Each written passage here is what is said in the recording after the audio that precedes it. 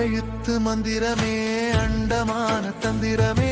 ஆறெழுத்தில் அடங்கி நிற்கும் ஆறுபடை வீரனே ஆறெழுத்தை உணர்ந்த பேர்க்கு அச்சம் ஏதும் இல்லையே